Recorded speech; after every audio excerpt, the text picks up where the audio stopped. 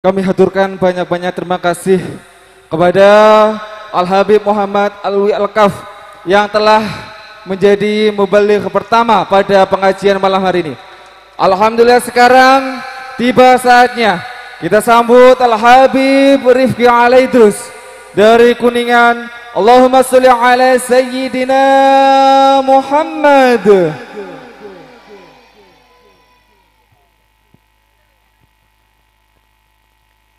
Bismillahirrahmanirrahim. Assalamualaikum warahmatullahi wabarakatuh.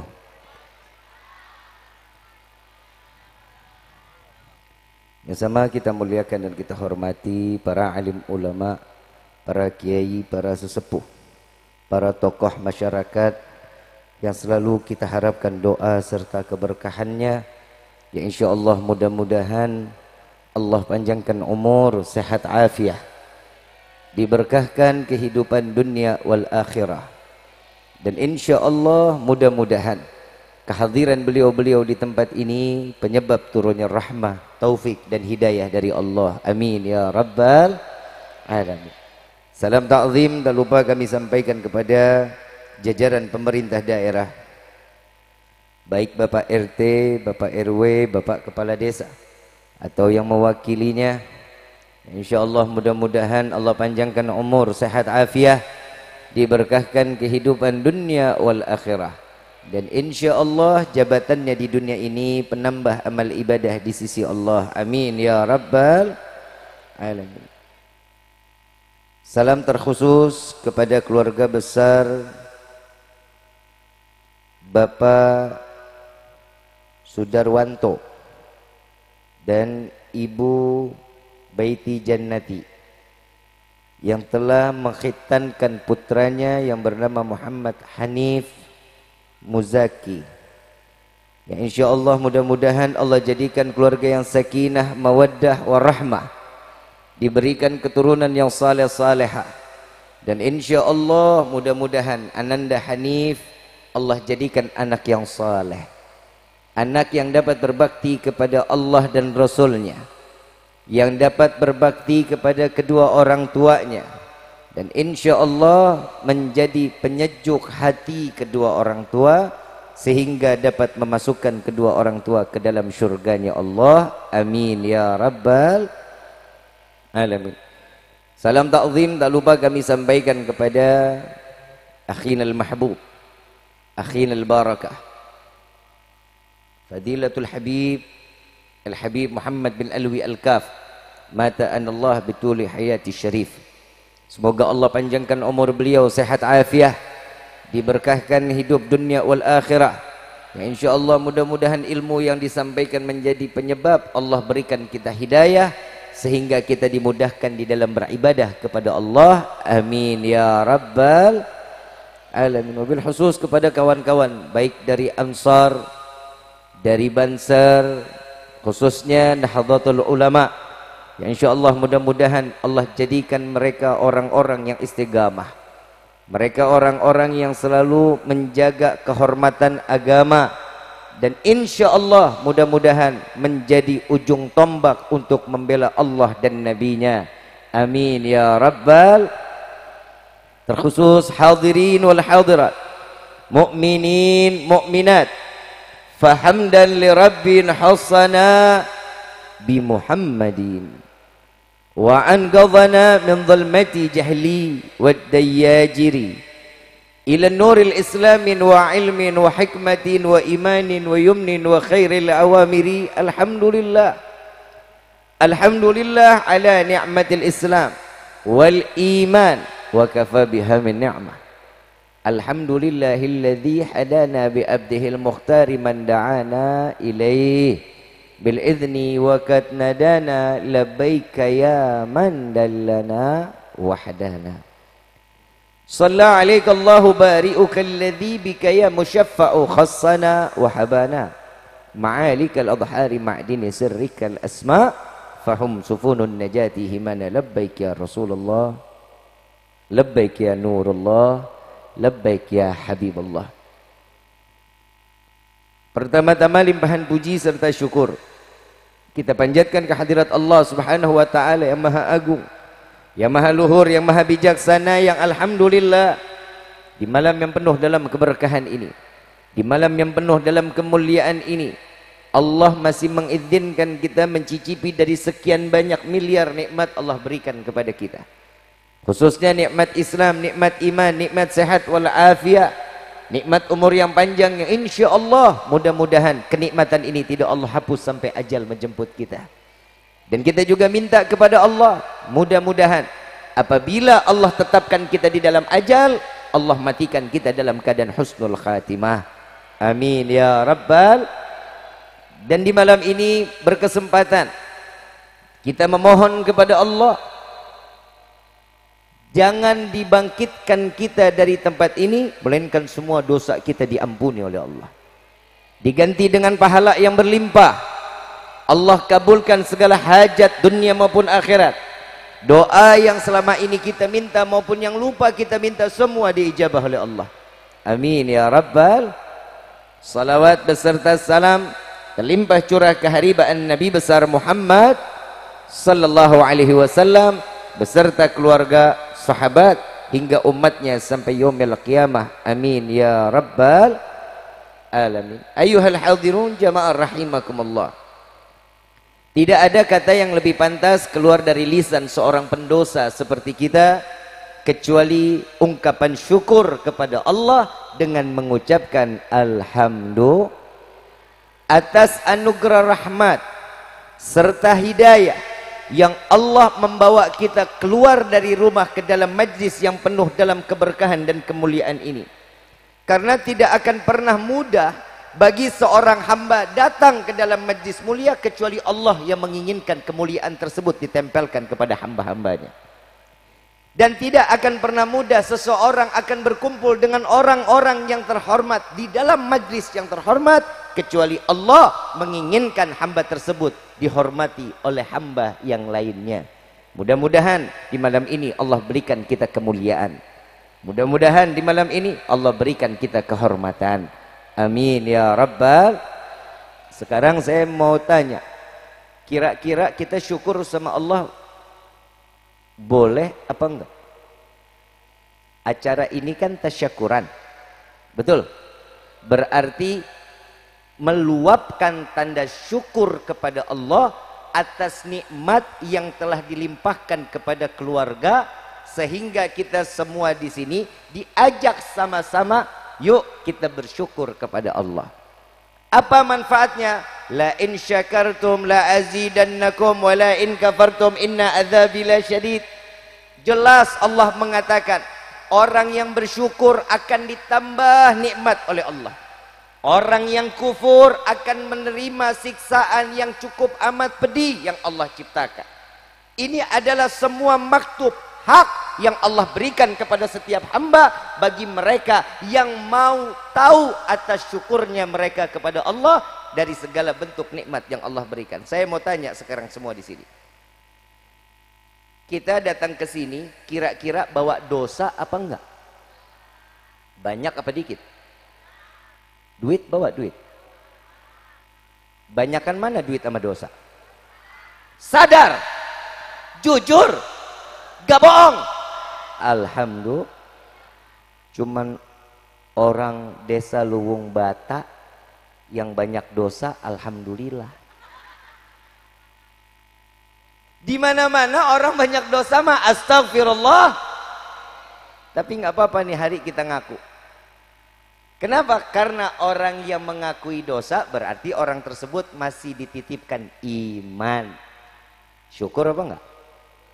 Berarti orang yang punya iman pantas dicurahkan rahmat ke dalam hatinya. Orang yang dicurahkan rahmat pasti akan mendapatkan hidayah dari Allah, insya. Makanya sayang, beribu sayang, setiap selesai beribadah kita hanya meminta kepada Allah, berdoa kepada Allah, cuman sekedar minta harta banyak, minta jabatan yang tinggi, minta dicintai oleh makhluk Allah.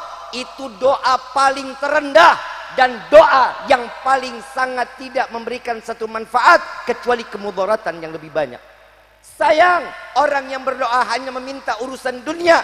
Orang yang paling mudah yang syukur kepada Allah saat dia meminta kepada Allah di dalam doa, ya Allah berikanlah kami taufik dan hidayah. Itu adalah doa yang paling termahal. Jadi jangan sia-sia kita duduk di dalam majlis ini cuma meminta kepada Allah segala urusan dunia dilancarkan. Sayang, yang pastinya urusan akhirat itu jauh lebih baik. Maaf, Ananda Hanif hari ini yang kita tahu telah dikhitan. Bentuk Islam, agama yang diridhai oleh Allah, agama yang terbaik di hadapan Allah, bahwasanya kita mengetahui orang yang dititipkan iman, keluarga beliau, ayahnya, ibunya, orang yang dititipkan iman. Kenapa? Mewajibkan anaknya untuk dikhitan agar disucikan oleh Allah, tidak menemukan satu najis yang tersimpan, agar mereka ibadahnya baik di hadapan Allah. Kenapa? Yang namanya khitan itu pasti ada rasa sakit, nggak mungkin enggak. Bapak, sare.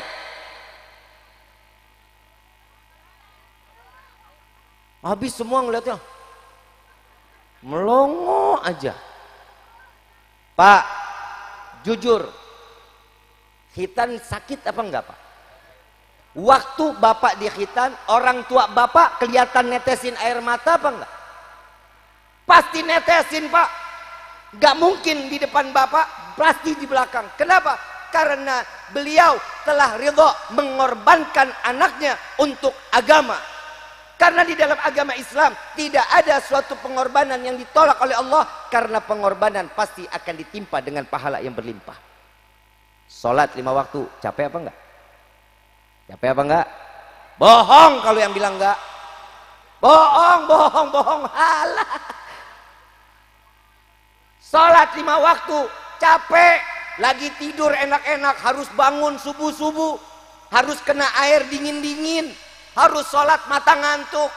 Yang harusnya masih istirahat nih enggak, bangun. Kenapa? Capek. Lagi enak kerja, lagi ngurusin sawah, tiba-tiba adzan zuhur, lagi enak kerja, mau makan. Selesai makan, mau makan nih, lagi mau makan, adzan zuhur, lepas dulu makanannya, kerjaannya tinggalin, sholat dulu. Habis sholat tambah pekerjaannya untuk mengurusi lagi sawahnya. Saat selesai pekerjaannya, mau istirahat sejenak, datang lagi azan asar. Tidak ada kesempatan untuk rehat. Saat dia pulang sampai ke rumahnya, baru duduk ketemu keluarga, anak, istri. Saat dimana sedang berbincang nikmatnya, Allah stop lagi, datang sholat maghrib. Saat sholat maghrib berkumandang, waktunya kita bisa istirahat, tidur, makan enak, datang lagi azan, waktunya isya. Belum lagi sholat sunnahnya, belum lagi baca Qur'annya, belum lagi silaturahminya, belum lagi sedekahnya, belum lagi bayar zakatnya. Kehidupan di dunia adalah tempat lelah setiap hamba. Saya kasih amalan, mau nggak biar nggak capek? Mati.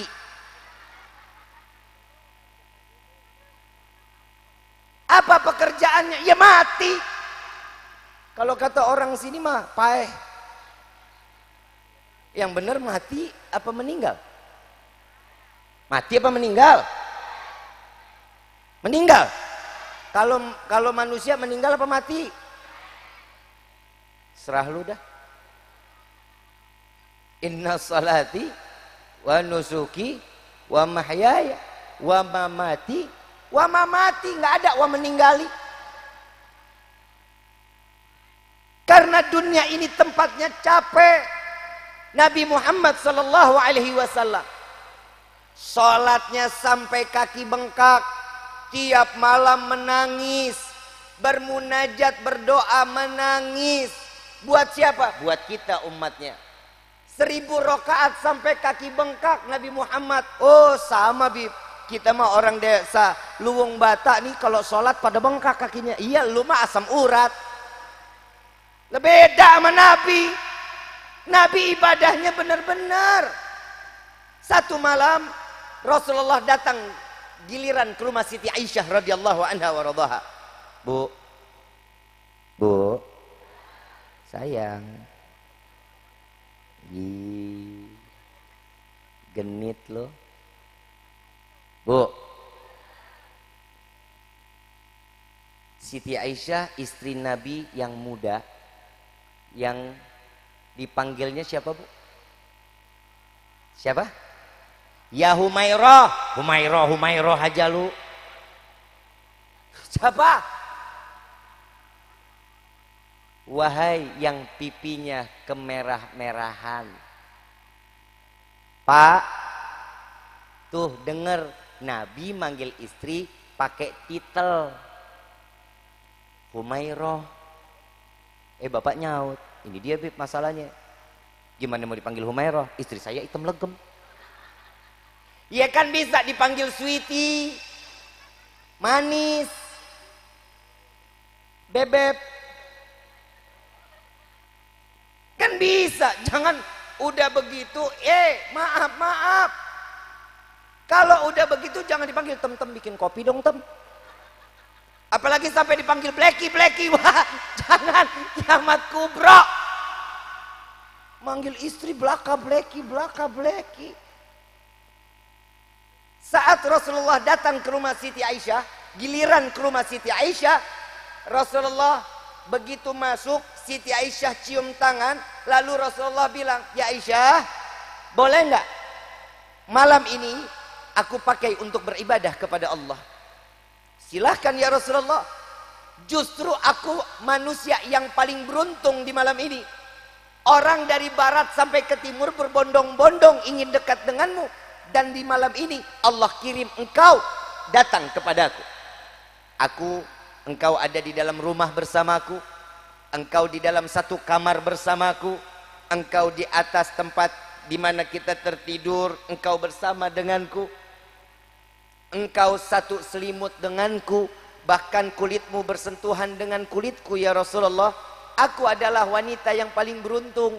Dan jika di malam ini engkau ingin beribadah, silakan ya Rasulullah. Nabi Muhammad ambil wudhu. Setelah ambil wudhu, Nabi salat 2 rakaat. Begitu Nabi salat 2 rakaat, Nabi bilang, boleh nggak dilanjutin? Boleh. Lanjutin lagi sama Nabi sampai datang tarhim, waktu di mana muadzin Bilal bin Rabah mengumandangkan hayya 'alas shalah, as-salatu khairum minan naum. Saat sudah berkumandang Bilal bin Rabah, Nabi baru berhenti daripada salat. Dari awal malam sampai datangnya waktu subuh, Nabi dalam keadaan beribadah kepada Allah. Istri yang cantik ditinggalkan, dibiarkan, tapi Nabi sujud kepada Allah. Nabi terus menerus menangis di malam tersebut. Tanpa disadari, Siti Aisyah sampai-sampai memegang daripada, kalau kita bilang kerudungnya, nggak apa-apa, jangan pakai kipas angin. Gangguin aja. Ini ada yang datang lagi, saya rubuhin tangganya. Air udah lewat lagi. Apa lagi tadi tuh? Lewat lagi.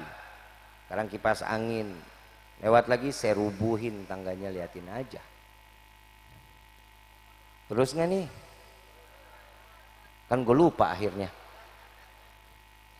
Ibu bapak yang dirahmati oleh Allah, tanpa disadari hijab daripada Siti Aisyah secara tidak sengaja diperas itu. Kalau di dalam riwayat diperas itu bisa.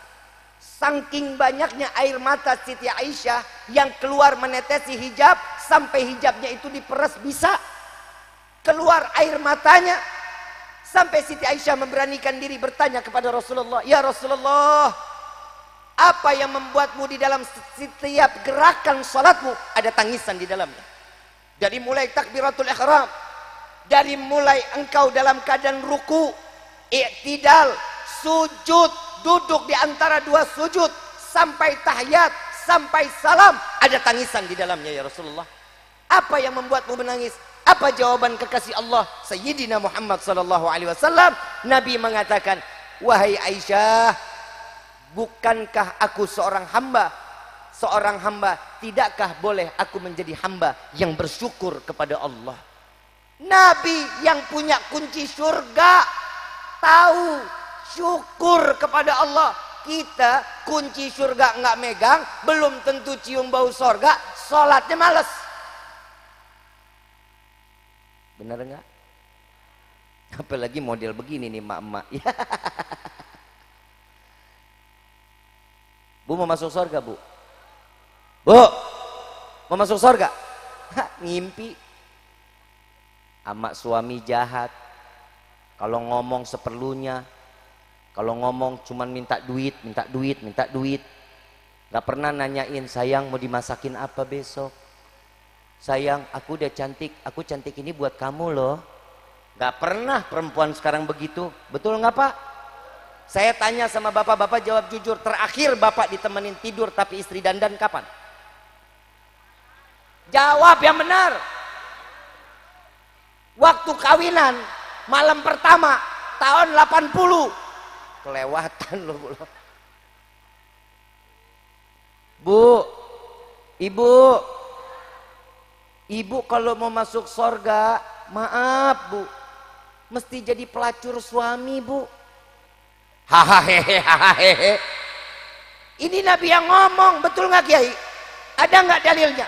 Nabi SAW mengatakan di dalam hadis Sahih Imam Bukhari, wahai para istri, jadilah kalian pelacur suami kalian. Maaf, saya mengatakan istri untuk menjadi pelacur bukan berarti ibu pulang dari sini mandi dandan terus mangkal, bukan. Jangan salah paham. Yang namanya juru jadi pelacur, maaf. Nah, ini sebelum saya lanjutin, saya mau tanya. Ibu jawab jujur, bapak diem ya. Kalau bapak ngomong, ntar bapak ketahuan. Bapak diem aja. Tenang, saya belain bapak. Karena yang ceramah juga laki-laki Pak.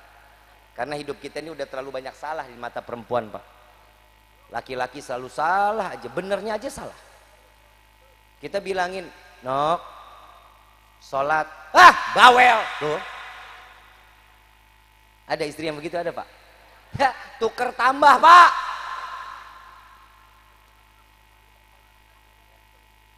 Bu, tahu pelacur?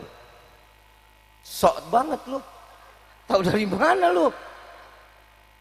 Tahu nggak yang dijual pelacur apa Bu? Hah? Apa? Apaan tuh? Apaan?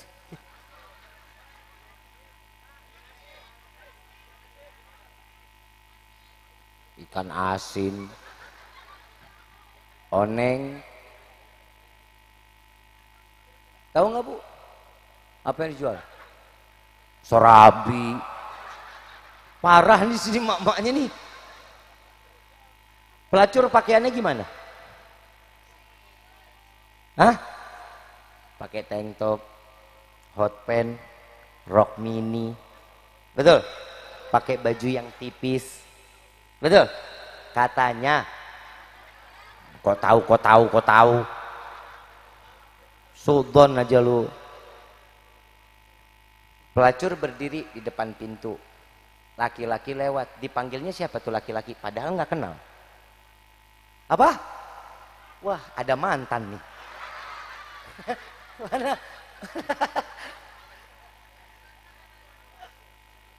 Dipanggil siapa? Sayang, sini. Kenapa Neng? Dipegang tangannya, dirangkul, sandaran. Yang mau duduk di mana yang? Mau di sofa atau mau di bartender yang? Atau mau duduknya saya pangku? Katanya pengalaman lu. Dosa lu. Parah nih orang. Udah gue gak terusin nih. Gue tutup doa nih. Mau dengerin gak? Tuh perempuan gitu Pak, kalau dinasehatin susah. Makanya Pak, oi, Nabi ajarin waktu selesai nikah bacain tuh inna anzalnahu fi lailatul qadar. Wa ma adraka ma lailatul qadar, bacain istri. dadanya dipegang, bacain alam nasyrah laka sadrak wa wada'na ila akhir. Biar apa? Biar kalau dinasehatin denger, masuk ke dalam hati, nggak model begini. Dinasehatin malah ngebalikin. Terus nggak? Duduk di sofa, begitu di sofa ditanya, sayang mau minum panas atau mau minum dingin? Atau sayang mau dipanas dinginin? Minta yang dingin, ambil korek, panggil waiters, sini pesenannya tolong disediain. Begitu datang waiters dikasih minuman yang dingin, sambil dia pegangin, pijit-pijit. Sayang, kerja di mana? Kelihatannya capek hari ini. Sayang mau hilang capeknya? 300.000 aja. Apa yang dijual? Jawab, apa yang dijual, Bu? Perhatian. Geblek nih. Yang dijual itu perhatian. Kenapa laki-laki nggak betah di rumah? Ngelihat yang begini nih. Dandan kagak, muka demek. Pak, kita capek di luar nyari rezeki, betul? Begitu pulang sampai rumah ngelihat istri cantik, capek hilang nggak? Hilang, taruh di pagar. Nggak dikasih masuk tuh capek. Ini udah kerja capek, pulang ngelihat istri dari mulai melek mata sampai sore begitu aja modelnya. Rambut dicepol, muka berminyak bisa goreng tempe, diendus dikit bau kompor. Mana laki yang betah di rumah? Kasih yang terbaik. Seneng nggak ngelihat istri cantik? Modalin dong.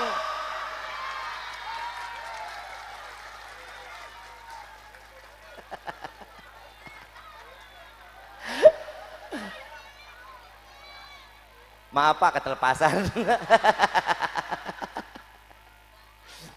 Ya iyalah Pak, kita nuntut istri supaya cantik, supaya bisa nyenengin mata seorang suami. Tapi si istri juga harus sadar diri. Kalau rezeki suaminya cukup, boleh. Kalau suaminya suami rezekinya belum ada, jangan nuntut banyak-banyak. Kalau seandainya lipstik habis, contoh, kan dikorek tuh.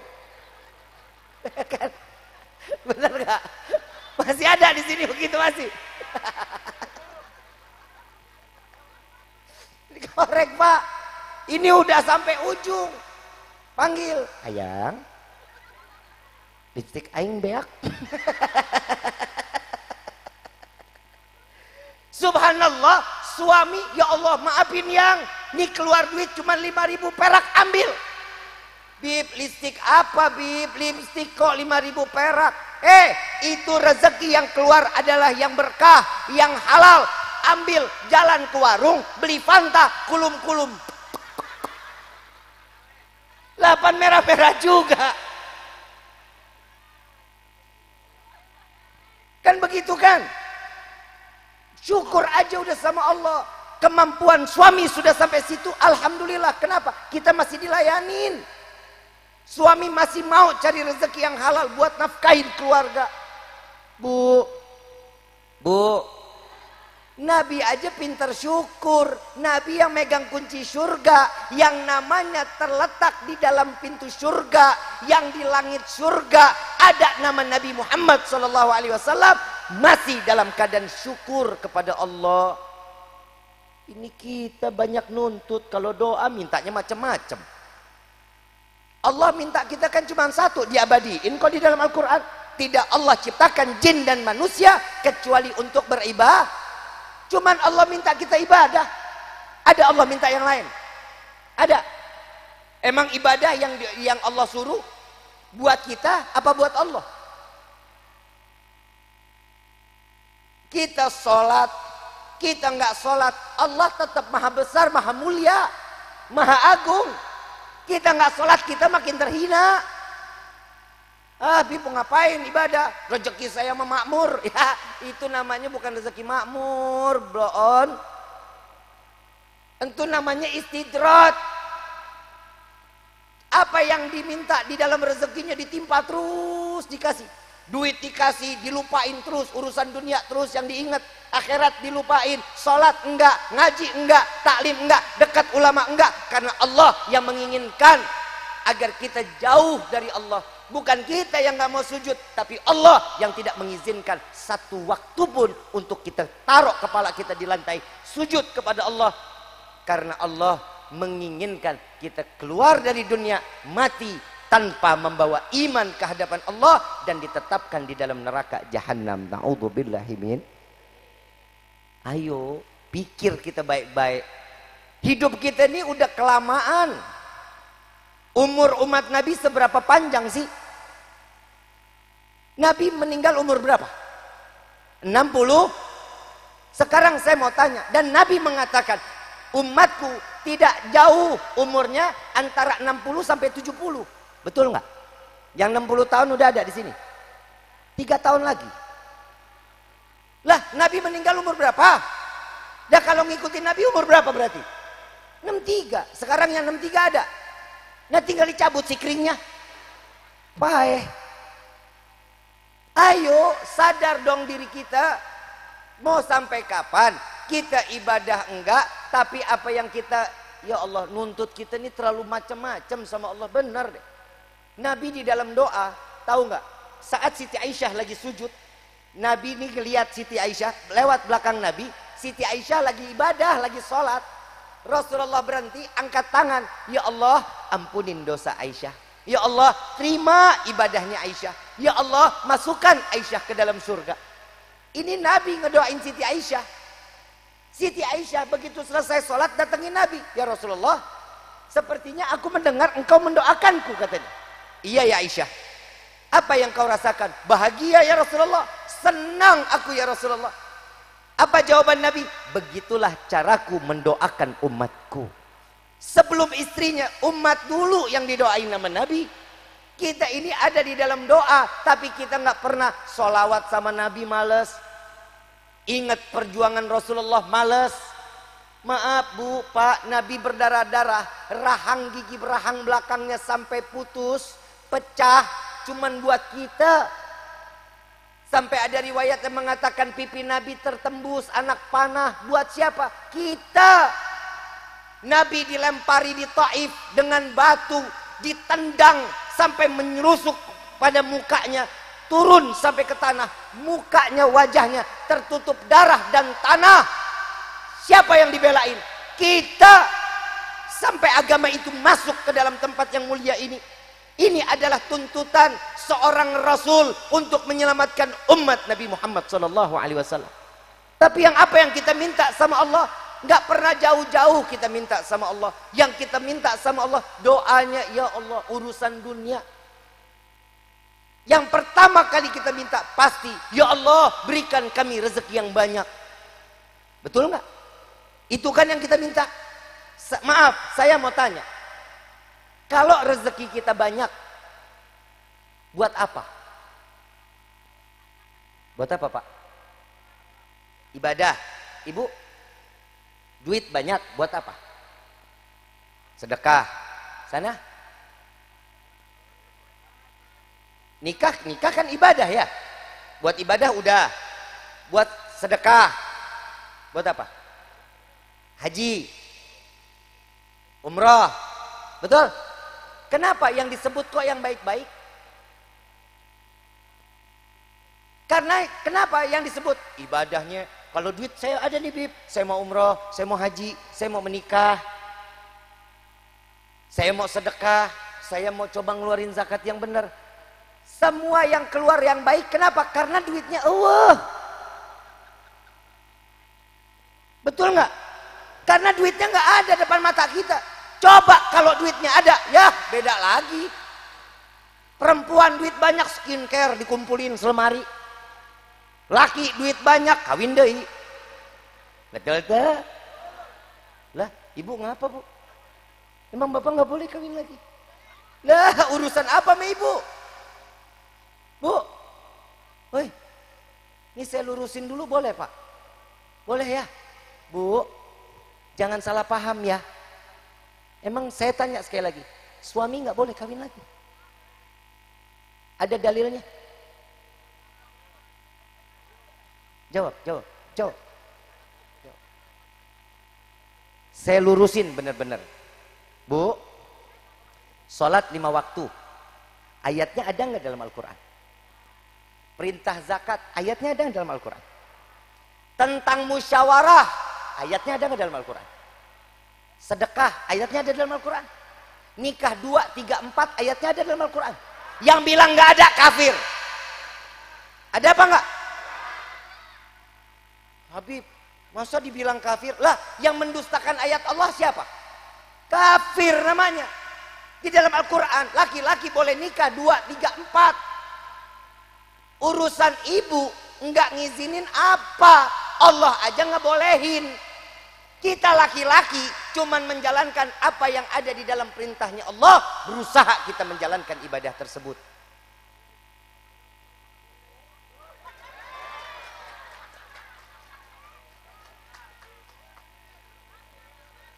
Paham bu? Paham bu? Bu? Apa belaga-belaga budek? Sekarang saya tanya, apa alasan seorang wanita tidak memperbolehkan suami kawin lagi? Nyeri hati? Hah? Hah? Buat lipstik saya kurang. Saya mau tanya, banyak anak banyak? Mungkin ibu ngelahirin 25 anak. Jawab. Oi, jawab. Bisa ngelahirin 25 anak? 2 aja udah meringis. Bapak, Nok, pengen punya anak lagi? Ya, situ aja yang bunting. Itu jawabannya. Benar nggak Pak? Pasti kita yang dibalikin. Kenapa? Yang hamil itu tugasnya perempuan. Laki-laki nitip saham. Paham nggak? Bu, banyak anak banyak rezeki. Maaf, tadi saya dengar ibu bilang lipstik saya aja rezekinya kurang. Benar ya? Benar nggak? Maaf, Pak. Jawab ya.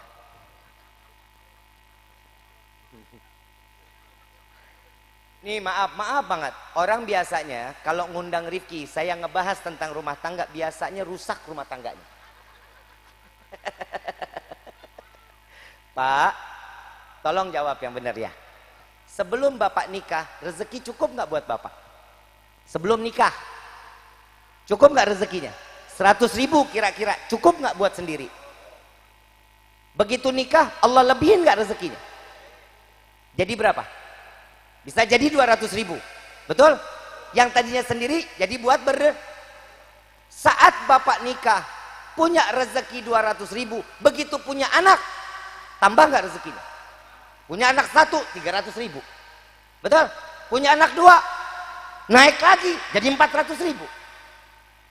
Logika betul apa enggak? Betul apa enggak? Bapak kalau udah pakai logika itu akal kita yang main. Gimana kalau istri 4 Pak? Kira-kira rezeki luas nggak ya? Jangankan lipstik, langit aja bisa dicor.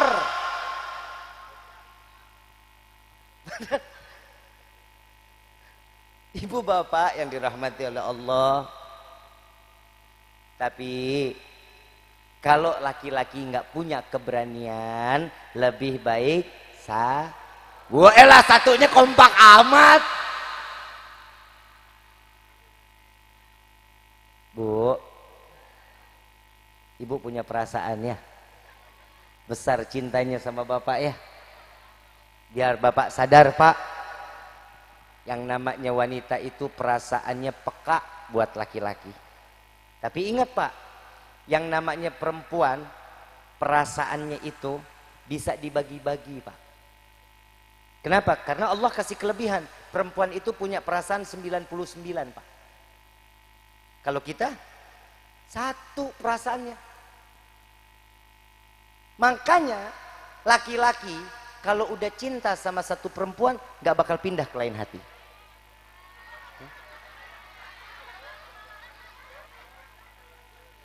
Baru nih kali saya ceramah di Pretin, ibu-ibu. Tahu gitu gue nggak datang di acara ini nih. Ibu nggak percaya kalau ibu perasaannya bisa dibagi? Percaya nggak? Bapak besok ajak ke pasar. Ajak ke pasar. Belanja apa kek? Ajak. Yang namanya perempuan, Pak, kalau udah ke pasar perasaannya nggak bakal ditinggal, pasti dibeli. Dibawa perasaannya. Masuk toko sini. Ih, perasaan bagus ini baju ya. Oh, harganya mahal. Perasaan sini deh yang paling bagus nih. Ini juga harganya murahan nih. Lihat lagi. Ih, bahannya perasaan bagusan sana. Sampai ujung pasar, Pak. Pulang nggak bawa apa-apa. Karena pakai perasaan, nggak pakai duit. Bener nggak? Coba lihat laki-laki. Kalau apa aja yang dia mau beli, dia apa yang dia tuju. Contoh, kita mau beli obeng, jalan ke pasar, beli obeng, selesai. Ada ngayap kemana-mana. Tuh laki-laki, kenapa? Allah kasih kita punya akal, Pak. Akal perempuan satu. Kita laki-laki kelebihan akalnya 99. Makanya banyak istri yang diakalin suaminya. Paham ya? Ini maaf, metode ceramah saya ya begini. Kenapa? Lebih baik ke banyak kehidupan. Karena di dalam kehidupan ini sholat 5 waktu tahu hukumnya? Wajib. Zakat hukumnya? Puasa hukumnya? Wajib. Haji bagi yang mampu. Tahu semuanya. Minum sesuatu yang beralkohol apa hukumnya? Main judi udah tahu semua hukumnya. Tapi sampai sekarang masih ada yang ngejalanin. Yang mereka belum tahu adalah efek dari apa yang mereka jalankan. Sesuatu yang sudah dihalalkan, yang diharamkan, mereka nggak tahu efeknya. Yang sekarang saya tugasnya ini menjelaskan efek dari apa yang telah kita perbuat. Boleh apa enggak? Bu, punya perasaan berapa tadi? Berapa? Saya bilang perempuan itu bisa membagi perasaan, betul. Percaya apa enggak? Yakin apa enggak? Maaf, perempuan, Pak, kalau udah cinta itu bisa dibagi. Cinta harta, cinta suami, cinta anak, cinta pekerjaannya. Betul? Kalau laki, kalau udah cintanya ditaruh sama satu perempuan, kerjanya cuma buat itu yang dicintai. Lu ngomong peret lagi gue tabok.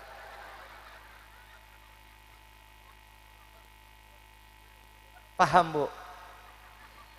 Dan tugas laki-laki, tugasnya laki-laki apa? Ar-rijalu qawwamuna 'alal, jaga perempuan yang ada sama deket kita, Pak.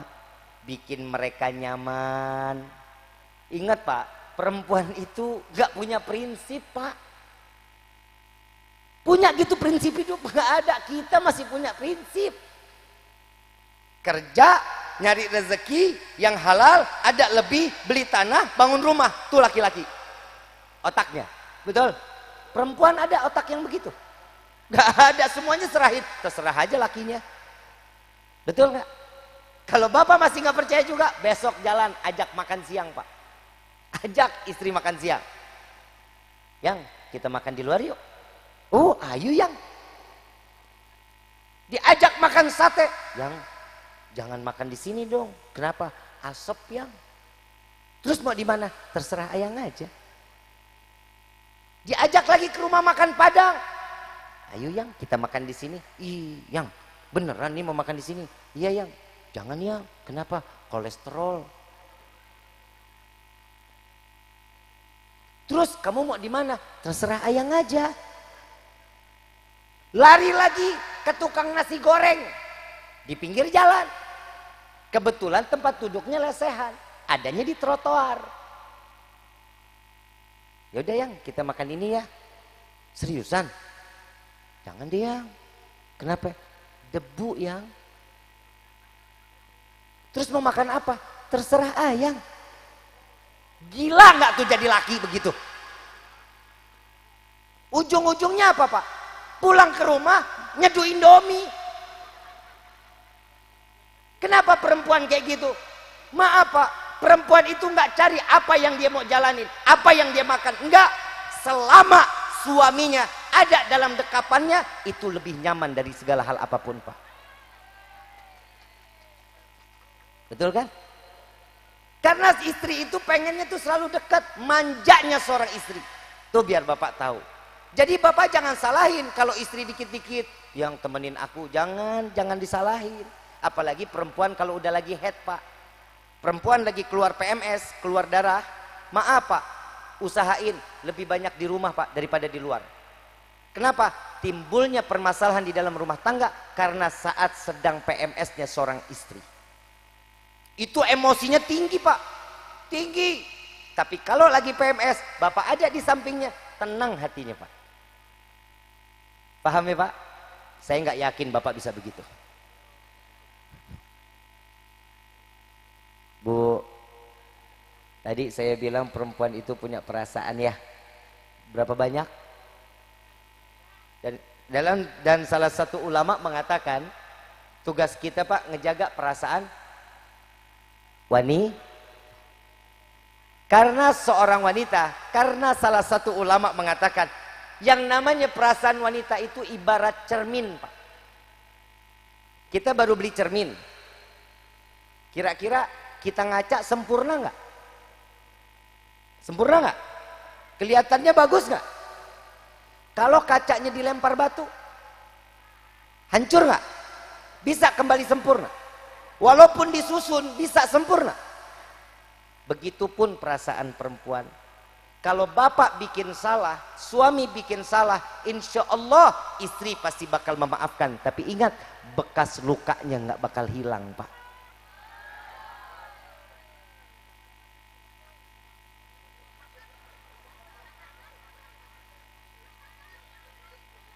Salah ceramah gua. Bib, kok perasaan perempuan ibarat cermin? Survei membuktikan.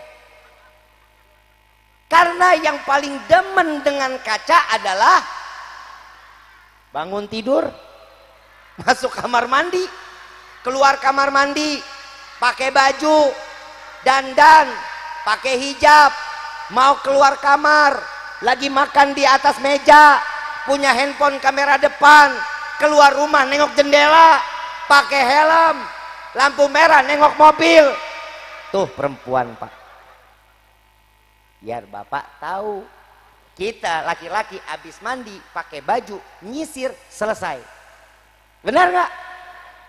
Bib, enggak, saya punya temen Bib, laki, demen banget ngaca. Itu namanya laki-laki tulang lunak.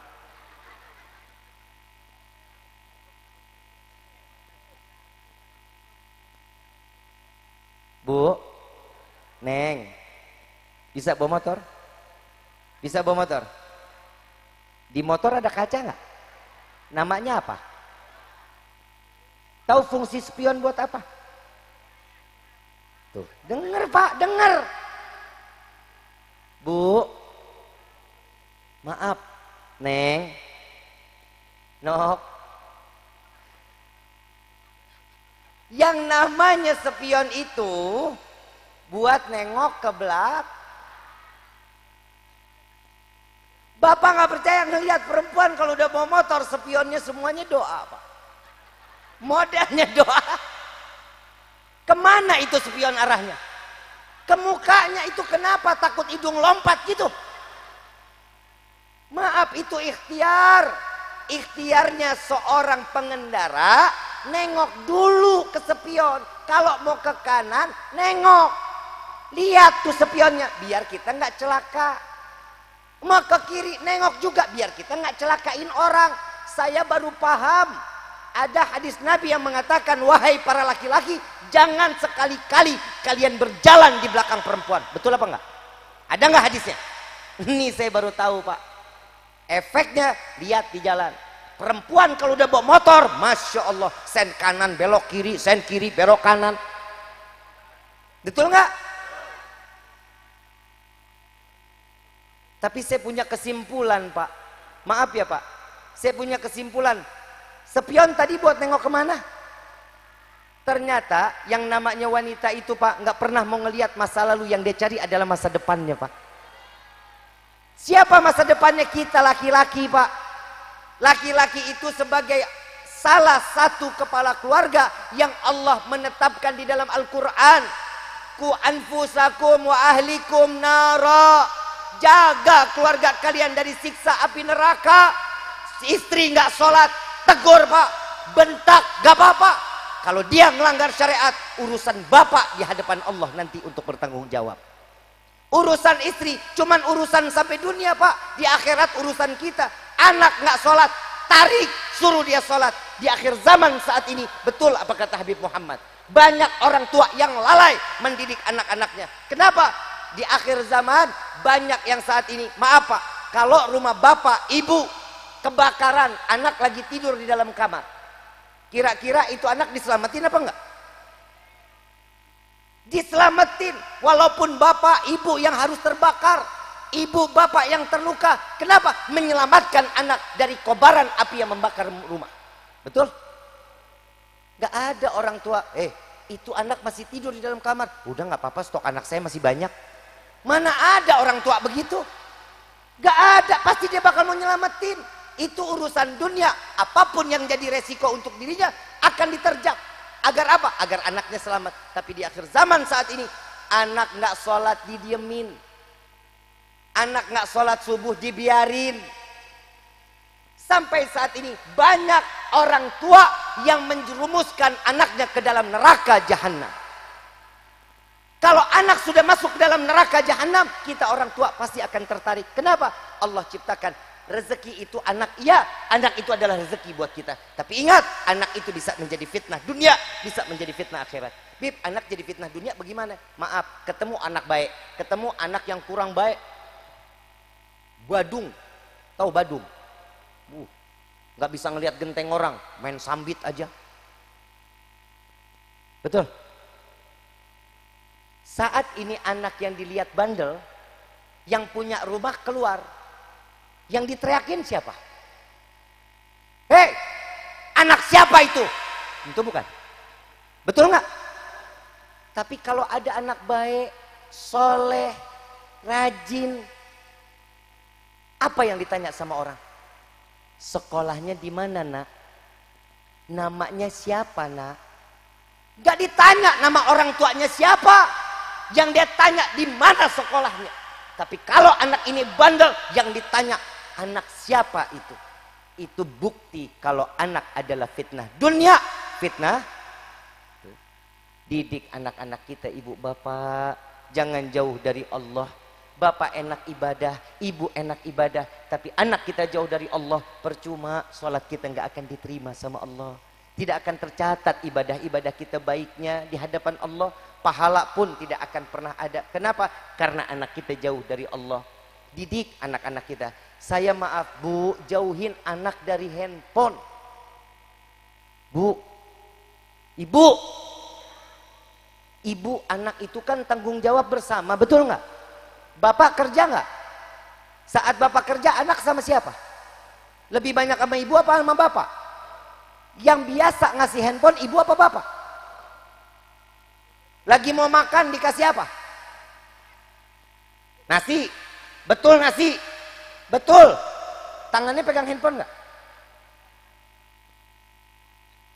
Surga ada di bawah telapak kaki siapa, Bu? Ada di bawah telapak kaki siapa? Kayaknya di akhir zaman surga udah pada pindah dah.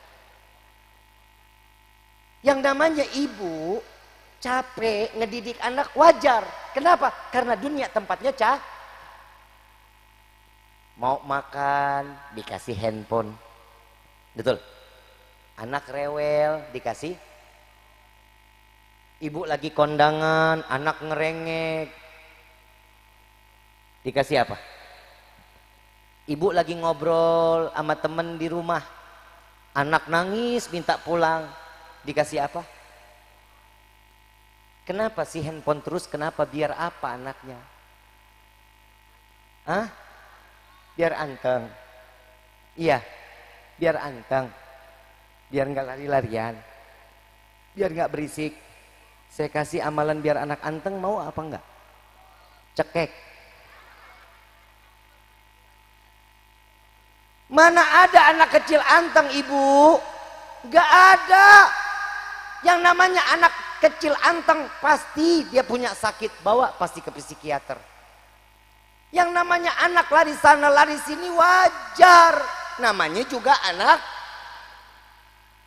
Mau dikasih makan lari-larian dulu kan kita begitu, Pak.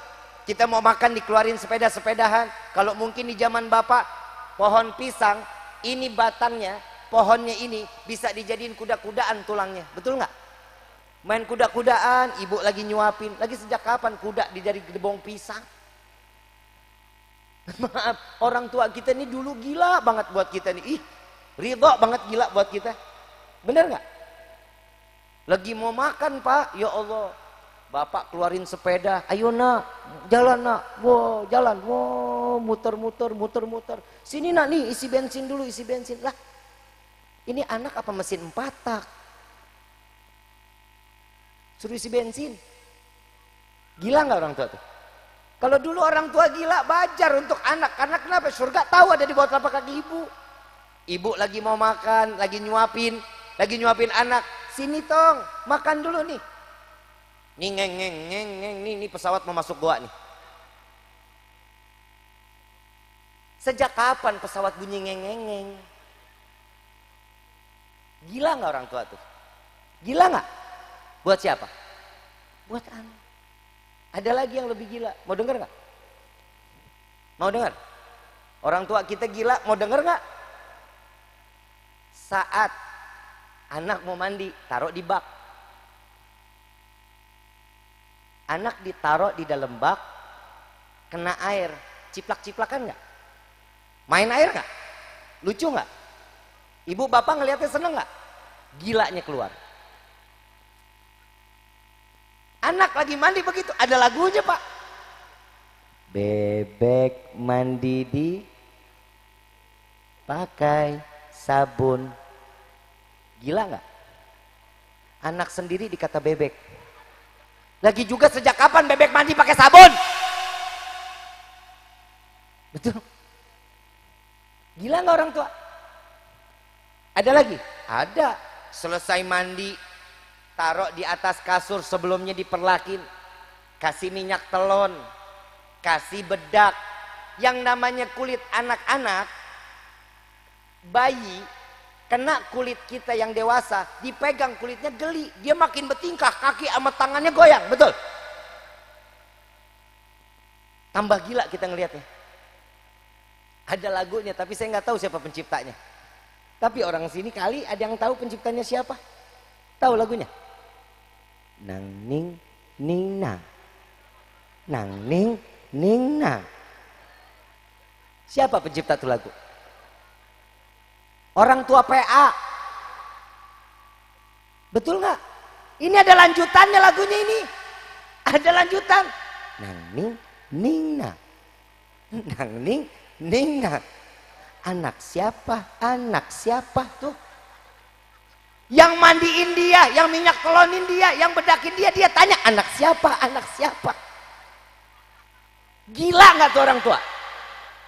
Tapi ada sekarang anak yang ridho gila buat orang tuanya. Ada anak yang gila-gilaan mati-matian buat ngebahagiain orang tuanya. Orang tua kita dulu, maaf, kita semua yang hadir di sini belum tentu semuanya memiliki anak.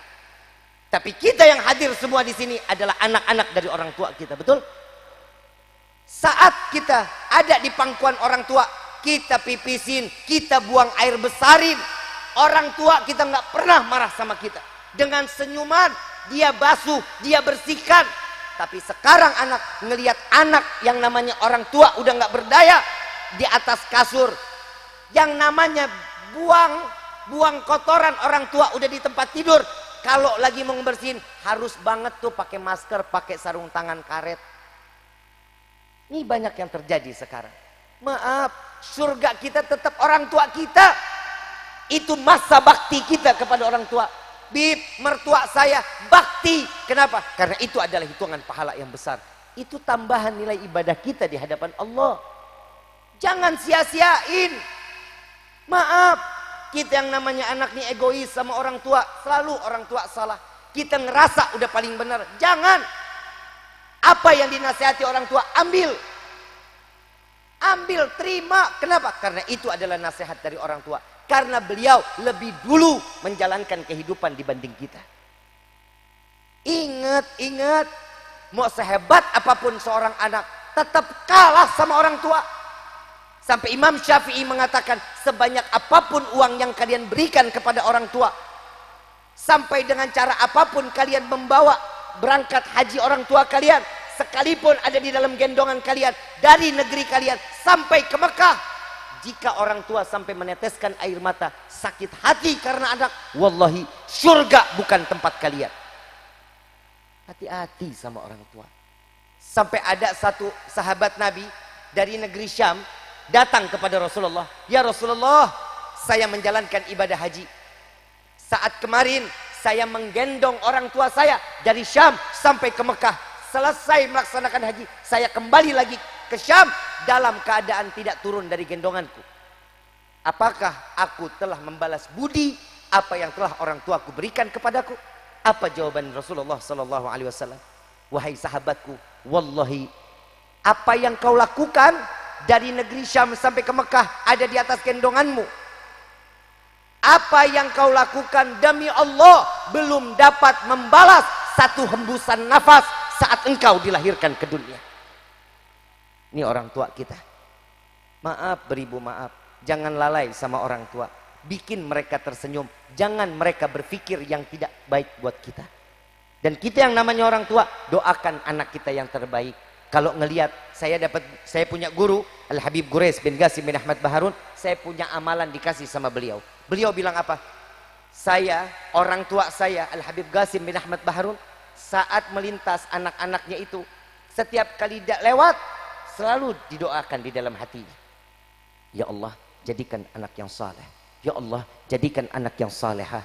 Ya Allah, berkahi kehidupannya. Walaupun tidak diungkapkan, tapi itu ada dalam hati orang tua, maka Allah akan mendengar doanya.